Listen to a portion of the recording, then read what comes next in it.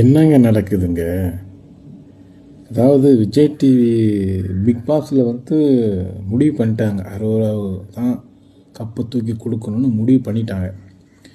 அதாவது மிஸ்கால் கொடுங்க, மிஸ்கால் கொடுங்கன்னா அரோராவுக்கு மட்டும்தான் போகுது கால்.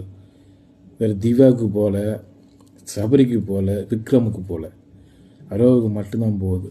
முடிவு பண்ணிட்டாங்க விஜய் சேதுபதி. ஏன்னா அரோராவுக்கு தான் தூக்கி கொடுக்கணும் அப்படிங்கிறது அப்படியே பச்சையாக இருக்குது. ஏங்க இப்படி பண்ணுறீங்க? நம்பர் 1 இடத்துல திவ்யா இருக்கா, ஓட்டுலேயும் சரி எல்லாத்துலேயும்.